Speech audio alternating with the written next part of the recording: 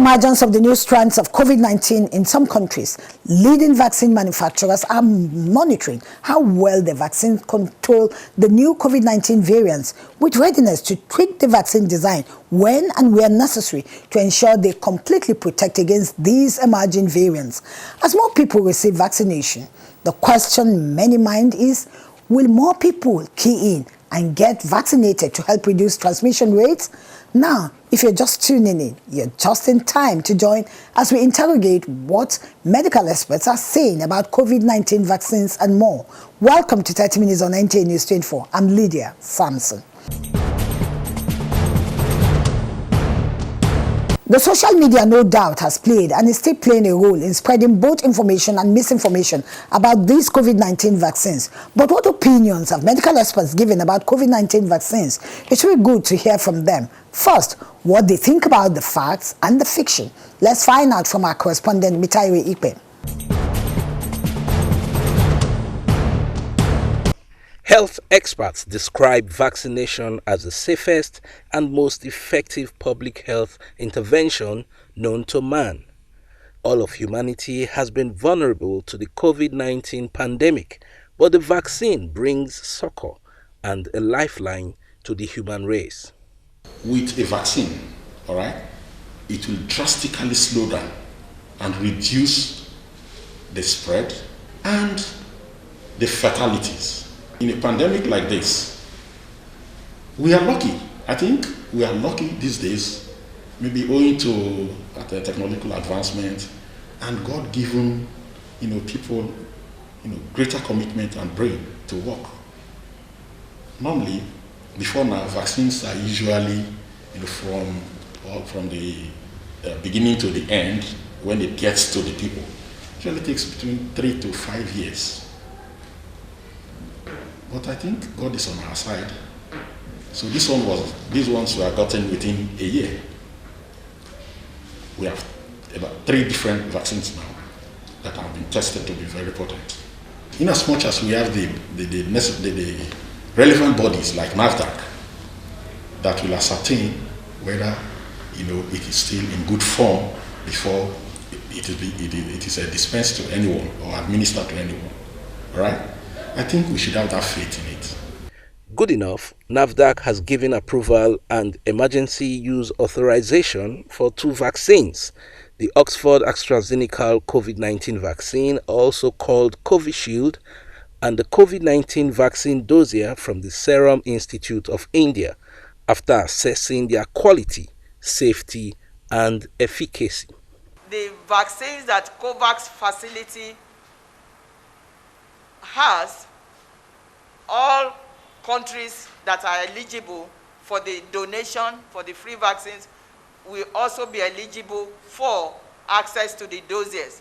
So we have the Pfizer-BioNTech dossier right now. We may use it, we may not use it in Nigeria because we have to make sure we focus on fixed number of vaccines. But just to let you know that we will start the review on the Pfizer-BioNTech vaccine, and then we're going to get others that are in COVAX facility.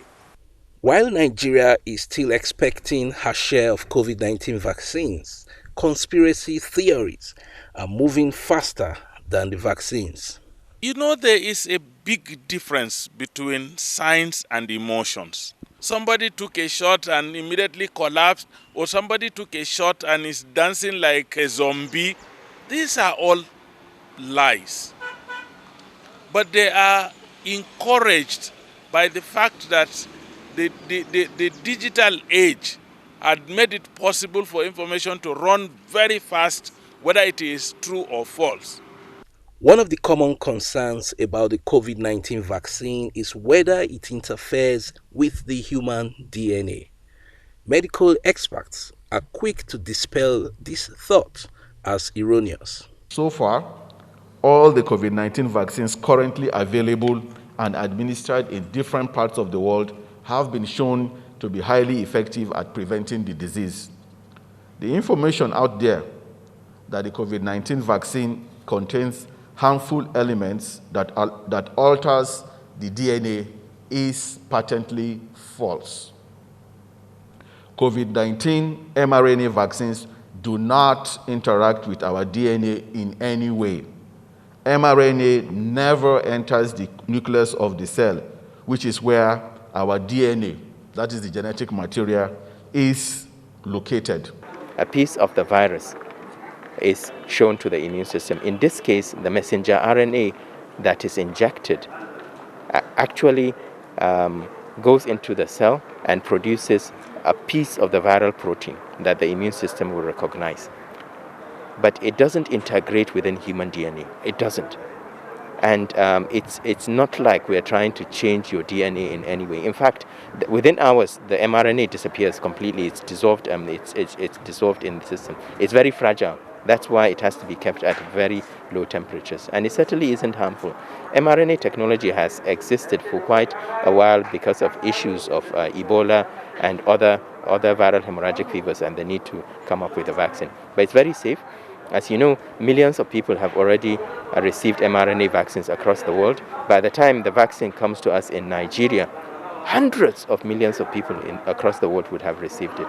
If it was harmful, it would have been very obvious, even if it wasn't in terms of the clinical trials that happened, which we're quite happy with. The clinical trials have been very robust.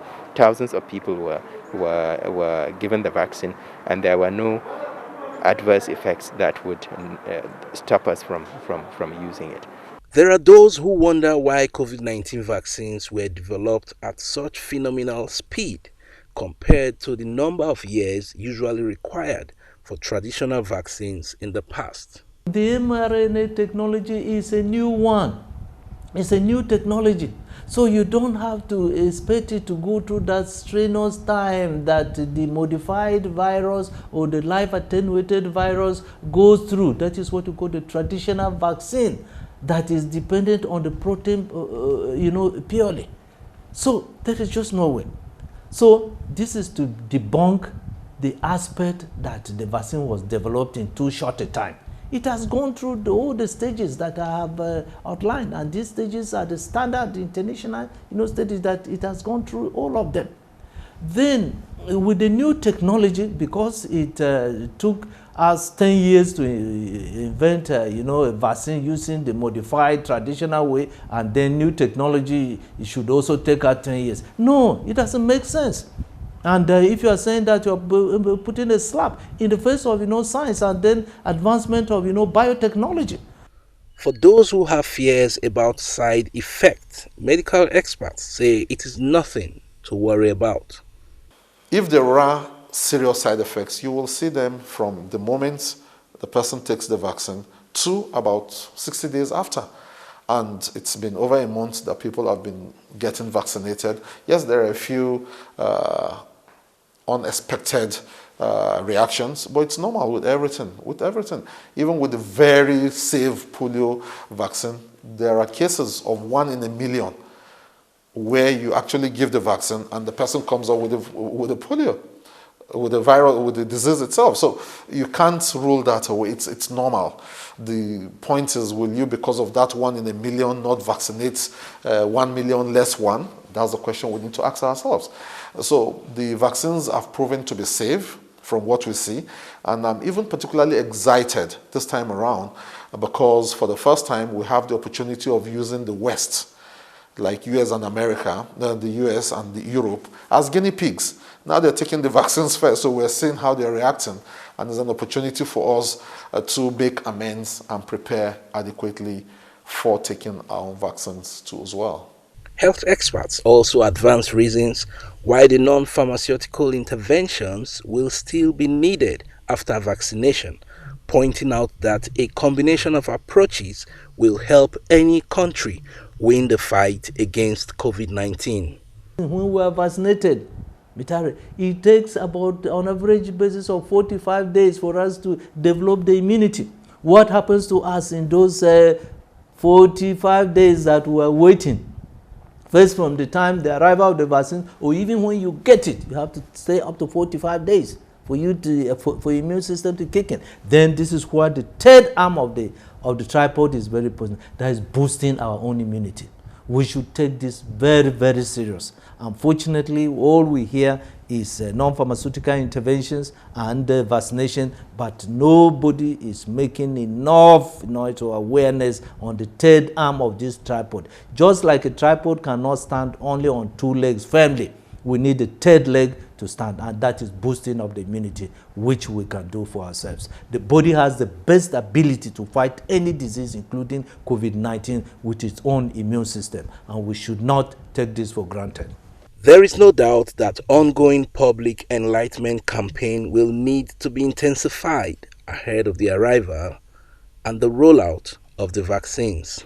We should start with our political office holders. They should be the first people to go and test it. The health workers will be asked to take. They are our image.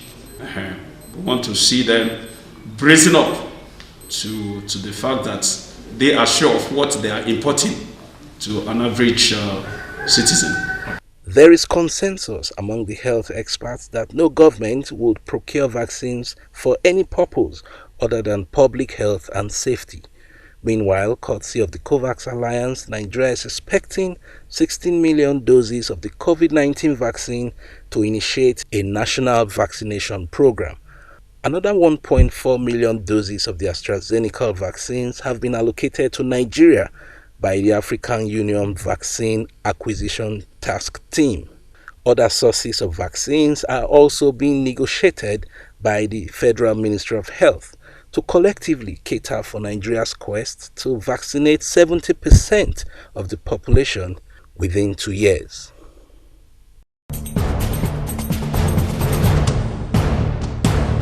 Thank you, Tyree. Now moving on, since the outbreak of COVID-19, health experts have been emphasizing the urgency of getting vaccines ready and given to as many people as possible to stop the spread of the virus. But with vaccines developed at unprecedented speed and the virus mutating into several strands, many Nigerians have raised concerns and questions about these new COVID-19 vaccines. Correspondent Abdusalam Jibrin unraveled some out of the fears and many Nigerians have against the vaccine and how such fears can be allayed. It has been over a year since COVID-19 appeared, and the world is still grappling to contain the spread of the pandemic. All over the globe, people going about their daily activities with a face mask have become a common sight and the new normal. While there is no recognized cure for the virus, dozens of treatments have been developed. As a result, the development of vaccines have become crucial for getting the pandemic under control. Healthcare practitioners maintain that vaccines are crucial to the prevention and control of infectious disease outbreaks and will be a vital tool in the current battle against COVID-19. Since the outbreak of the pandemic, health experts have begun emphasizing the urgency of vaccinating as many people as possible to stop the spread of the virus. More circulating virus means the more likelihood of mutations, and some new variants already appear to be more contagious, making vaccination even more of a race against time. Of course, issue about vaccine serves to protect the individual, because an exposure to vaccine certainly builds immunity that sustains the individual and of course prevents further exposure and then manifestation of such diseases. Is a very important commodity for protection against all forms of diseases. Particularly what we are concerned here is COVID-19, which has embarrassed not only Nigeria but the whole world. There are currently more than 60 COVID-19 vaccine candidates in clinical development and over 170 in preclinical trials. Several vaccines have been approved for general or emergency use in countries including China, Russia, the United Kingdom, and the United States. In Nigeria, the government plans to vaccinate over 40% of the country's population by the end of 2021, with health workers and the elderly given top priority. The federal government, through the National Primary Healthcare Development Agency in January, disclosed alongside the Nigerian Center for Disease Control that the rate of infection per state or region will determine priority in the distribution of vaccines. But with vaccines developed at unprecedented speed, many Nigerians understandably have many questions about the new vaccines. From fears such as claims that the COVID-19 vaccine has a microchip embedded in it, to claims that it affects fertility, some Nigerians have expressed skepticism about taking the vaccine when it eventually gets to the shores of the country. It's a welcome idea, and I also suggest that anybody that is found affected should as well go for the vaccine in order to curtail the effect of the COVID-19. A lot of people are scared of taking that vaccine in case they come into the country. That is number one. If they're very sure the vaccine is not going to harm anybody, then Nigeria will take it. It's not good for somebody to take that vaccine because why? I was not tested that I have COVID-19 and I can't take it. Likewise, people will not like to take it. It's not good to take medicine on what you are not sick. Divergent views from some Nigerians there. Well, some other Nigerians maintain that the only assurance for them taking the vaccine is when they see leaders taking it. And I've been getting series of messages from government ministries explaining to us why the vaccine is very good. Well, I think they need to test, show us result of the test. Let those ministers, let those governors be the first one to take it. So let's see on them after like 7 days or 21 or 14 days. So when we see the effect on them, so we Nigerians will come out to take it, but let them give themselves first. I don't, for me, I was actually saying this month that if after the vaccine is ready, I don't think I'm going to take it. And then, like they said, or people are saying that let the government, our leaders, take it first, then we'll follow. I would really prefer if they made it optional and not a forced vaccination, because they are importing the vaccine to our country. So we don't really know where they tested it, where they made it, or what is in the vaccine. Like some people say, we don't really know where they purified the vaccine, like who have ensured that this vaccination is actually safe to use. So I don't really want to be forced to inject myself with something that I don't really know.